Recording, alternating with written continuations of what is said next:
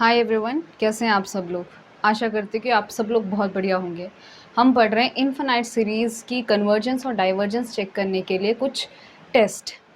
तो पहले हमने पढ़ा डी-एलम्बर्ट रेशो टेस्ट, उसका प्रूफ देखा, उसके एग्जाम्पल भी हमने लास्ट वाले लेक्चर में देख लिए हैं। सेकेंड हमने देखा कॉचीज़ रूट टेस्ट, जिसके एग्जाम्पल अभी करने बाकी हैं। और आज मैं आपको कराने वाली हूँ रेबीज़ टेस्ट। रेबीज़ टेस्ट का जो है लिटरल मीनिंग मत ले लेना कि रेबीज़ कोई बीमारी का टेस्ट है, ये नहीं, बिल्कुल भी नहीं। कि इनफिनाइट सीरीज़ की कन्वर्जेंस और डाइवर्जेंस चेक करने के लिए एक टेस्ट है, उसका नाम रेबीज़ टेस्ट है। इस टेस्ट की खास बात ये है कि एक्चुअली जैसे हम नए नए टेस्ट पढ़ते जा रहे हैं तो हम स्ट्रॉन्गर टेस्ट पढ़ते जा रहे हैं। जैसे कि रेबीज़ टेस्ट है, वो डी-एलम्बर्ट रेशो टेस्ट से ज़्यादा स्ट्रॉन्ग है। देखो, स्ट्रॉन्ग होने का क्या मतलब है, पहले वो समझ लीजिए कि ऐसे एग्जाम्पल जिसकी कन्वर्जेंस और डाइवर्जेंस रेशो टेस्ट बता सकता है, उन एग्जाम्पल्स की ये टेस्ट भी आसानी से बता देगा। लेकिन कुछ ऐसे एग्जाम्पल होंगे जहाँ पर रेशो टेस्ट फेल हो जाता है, लेकिन वहाँ पर रेबीज़ टेस्ट जो है उन एग्जाम्पल्स की कन्वर्जेंस और डाइवर्जेंस बता सकता है। तो रेशो टेस्ट से चेक किए हुए तमाम जो एग्जाम्पल हैं जिनका वो डाइवर्जेंस और कन्वर्जेंस बता सकता है, ये टेस्ट भी उनका डाइवर्जेंस या कन्वर्जेंस बता सकता है। लेकिन कुछ ऐसे एग्जाम्पल होंगे जिनका रेशो टेस्ट वहाँ पे फेल हो जाता है, लेकिन ये यहाँ पे काम करता है। तो हम कहेंगे कि जो रेबीज़ टेस्ट है वो रेशो टेस्ट से ज़्यादा स्ट्रॉन्ग है। कैसे है वो हम बताएंगे। सबसे पहले हम देख लेते हैं कि इसकी स्टेटमेंट क्या है। So if the series n goes from 1 to infinity an, फिर से वही बात कि it is series of positive terms such that. अब यहाँ पे ध्यान दीजिए क्या है।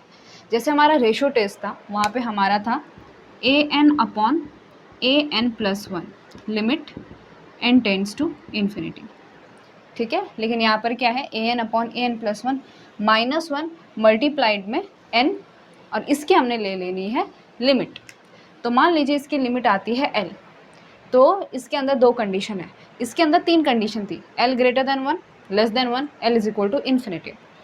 लेकिन यहाँ पे क्या है, यहाँ पे दो कंडीशन है। Then the series is convergent if L is greater than one.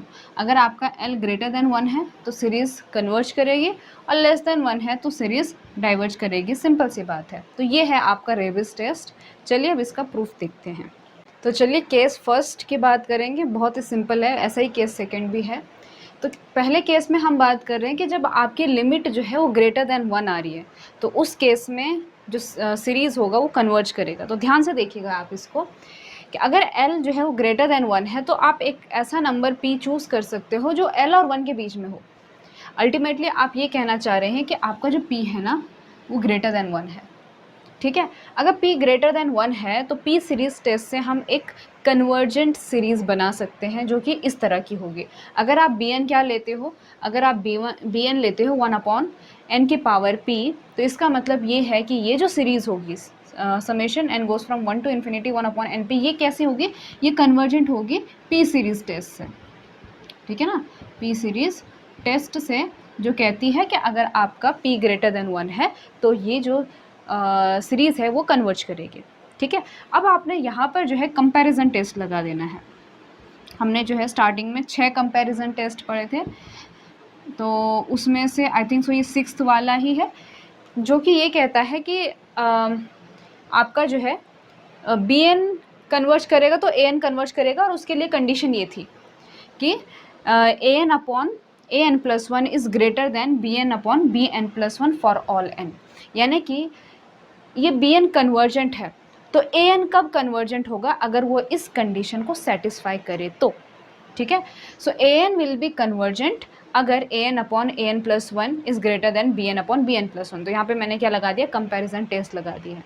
ठीक है, एक्चुअली मैं कर क्या रही हूँ, मैं ये दिखाना चाहती हूँ कि ये ए एन जो है वो कन्वर्जेंट है। ठीक है, वो कब कन्वर्जेंट है, जब आपका एल ग्रेटर देन वन है। ओके, सो ये चीज़ मुझे शो करनी है। तो this series will be convergent अगर ये वाली कंडीशन क्या हो जाती है, सेटिस्फाई हो जाती है। ठीक है, यहाँ तक शायद ही आपको कोई डाउट होगा। अब बस इसके आगे जो है सिर्फ सॉल्व करना है, बाकी कुछ नहीं करना है। A N upon A N plus one is greater than B N upon B N plus one.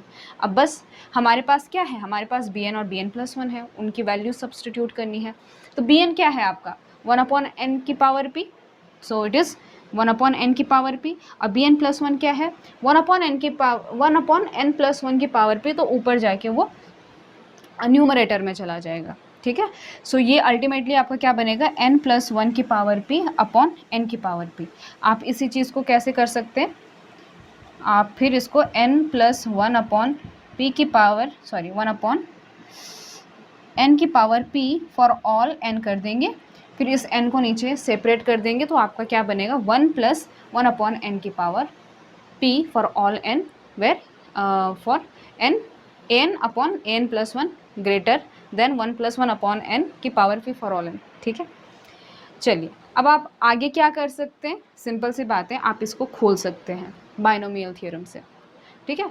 सो यहाँ पे देखिए इफ़ चल रहा है कि आपका an जो है वो कन्वर्जेंट होगा if this things hold, if ये, ठीक है। तो ये इफ़ लिखना मत भूलिएगा आप।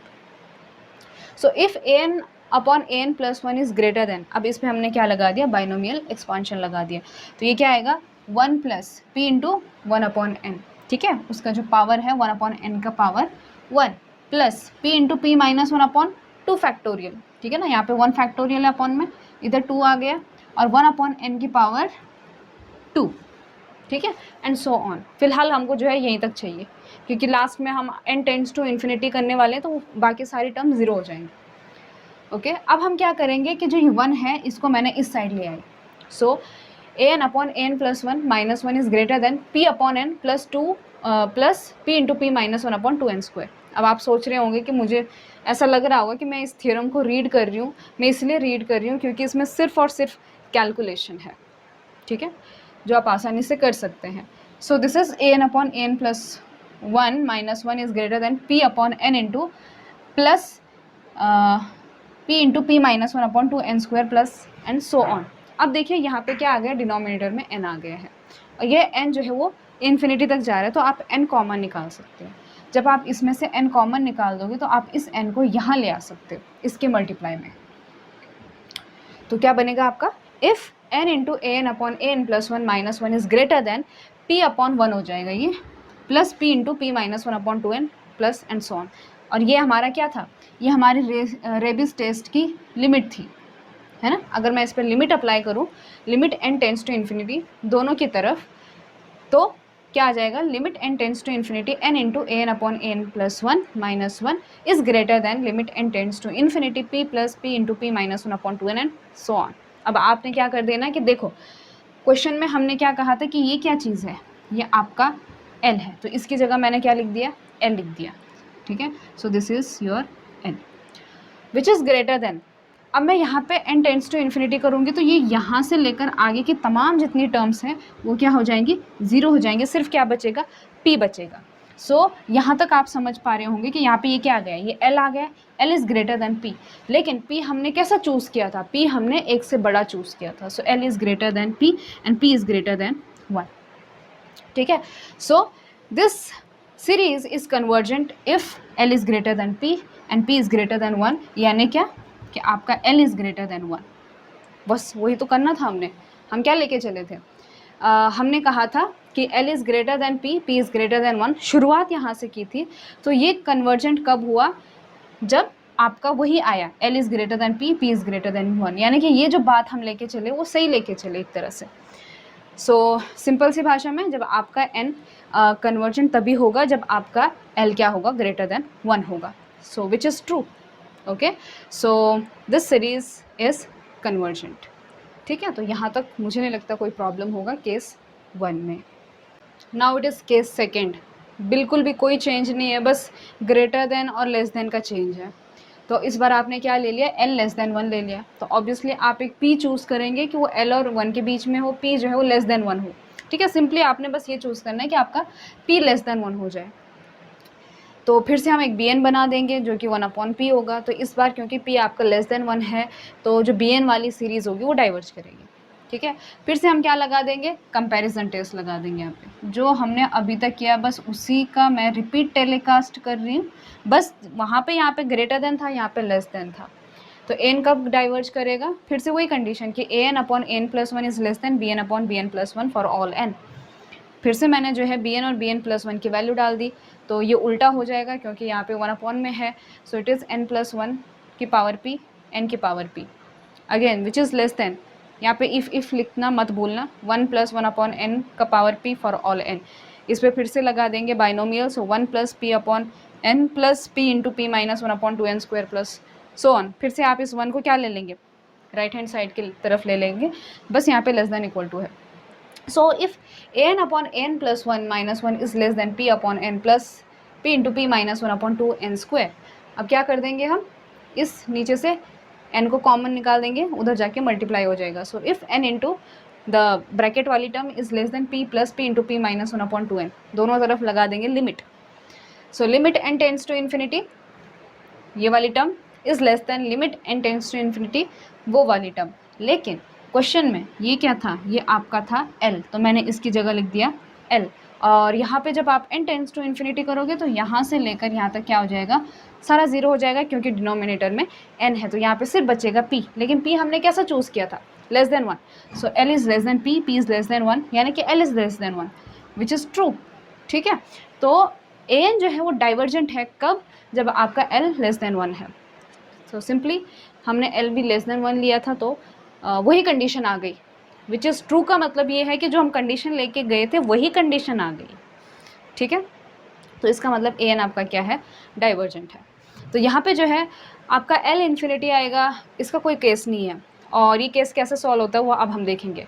अब हम ये देखेंगे कि किस तरह से आपकी जो रेशो टेस्ट है वो स्ट्रॉन्गर है, रेबीज़ टेस्ट जो है वो स्ट्रॉन्गर है रेशो टेस्ट से, और इसकी क्या प्रॉब्लम है।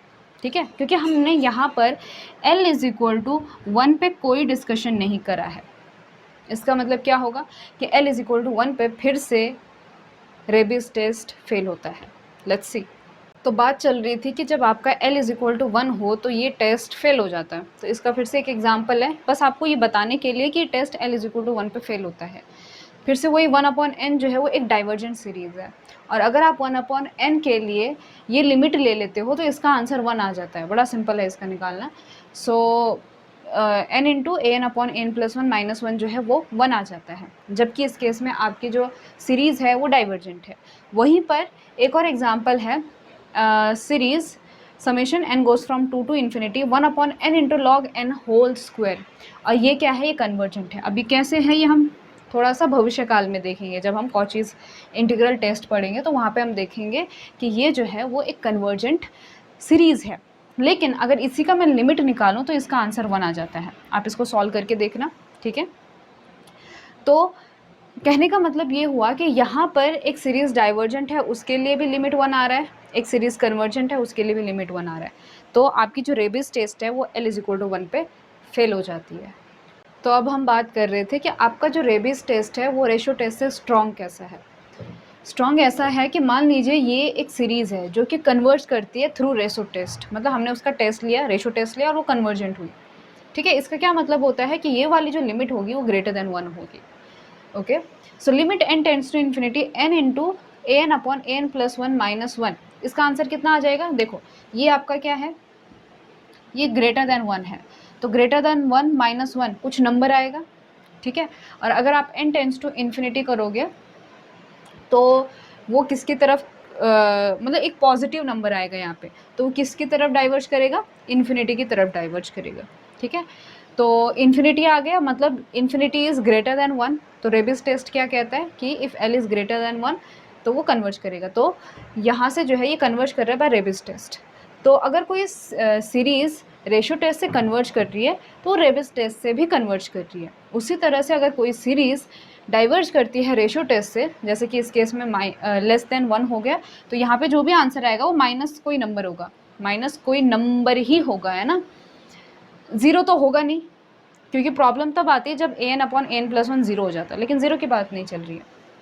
यहाँ पे क्या है, this is strictly less than 1, तो इस केस में यहाँ पे कोई निगेटिव नंबर आएगा। सो कोई नंबर मल्टीप्लाई में क्या है, n है, तो जब आप n टेंड्स टू इन्फिनिटी करोगे तो आपका किस तरफ ये लिमिट डाइवर्ज करेगा, माइनस इन्फिनिटी तक की तरफ। अब माइनस इन्फिनिटी क्या है, लेस देन 1 है। रेबीज़ टेस्ट क्या कहता है कि लिमिट अगर लेस देन 1 है तो उस केस में वो डाइवर्ज करेगा, यानी कि कोई सीरीज़ डाइवर्ज करती है through ratio test, this implies कि वो डाइवर्ज करती है थ्रू रेबीज़ टेस्ट। सो सारे जो भी रेशो टेस्ट बताते हैं वो रेबिस टेस्ट भी बताती है। लेकिन जैसे कुछ एग्जाम्पल हैं, आप इस एग्जाम्पल को नोट कर सकते हैं। 1/n³, आप आसानी से देख सकते हो कि ये पी टेस्ट से जो है कन्वर्ज करती है, लेकिन मैं अगर इस पर रेशो टेस्ट लगाती हूँ तो ये फेल हो जाता है। जैसे कि an/n+1 ले लिया, सो n+1/n का पावर क्यूब आ गया ये। तो अगर इस पर मैं लिमिट लगाऊंगी तो ये वाला पार्ट 0 हो जाएगा, इसका लिमिट आ जाएगा 1। ठीक है, लिमिट an/an+, ये कितना आ जाएगा, 1 आ जाएगा। तो इस टेस्ट से आप नहीं बता सकते, रेशो टेस्ट से, कि ये कन्वर्ज करता है कि डाइवर्ज करता है। लेकिन अगर मैं इसी पर रेबिस टेस्ट लगाती हूँ, सो क्या आ जाएगा, n×n+1^3 - 1, ये आ जाएगा, which is equal to n × आप इस पे जो है इसको कैसे लिख सकते हो, 1+1/3 लिख सकते हो इस चीज़ को। फिर इस पे जो है बाइनोमियल एक्सपांशन लगा दीजिए। तो बाइनोमियल एक्सपांशन करने के बाद क्या आ जाएगा, 1 + 3/n + 3 × 2/n² and so on. ठीक है, -1। अब ये वाला 1 और ये वाला -1 कैंसिल हो जाएंगे, अंदर क्या बचेगा, n × 3/n + 3 × 2/n²। तो ये जो n है ये इनके साथ कैंसिल हो जाएगा। तो पहली टर्म क्या बचेगी, 3+ यहाँ पे n² था तो सिर्फ n बचेगा। जब आप limit n tends to infinity करोगे तो यहाँ से लेकर आगे, क्योंकि n होगा, n² होगा एंड सो ऑन, तो ये वाली जो टर्म हो गई ये 0 हो जाएगी। आपके पास सिर्फ क्या बचेगा, 3 बचेगा। 3 क्या है आपका, ग्रेटर देन 1 है, यानी कि ये कन्वर्ज करता है। तो ये एक ऐसा एग्जाम्पल था जहाँ पे रेशो टेस्ट फेल हो रहा था लेकिन रेबिस टेस्ट पास हो रहा था।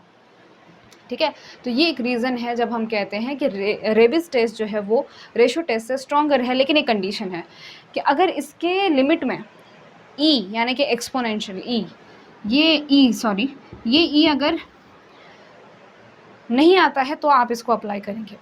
अगर आता है तो उसके लिए एक लॉगरिथमिक टेस्ट है जो कि हम एग्जाम्पल में समझेंगे। और बस आज के लिए इतना, ये था आपका रेबिस टेस्ट। मिलते हैं in the next video lecture.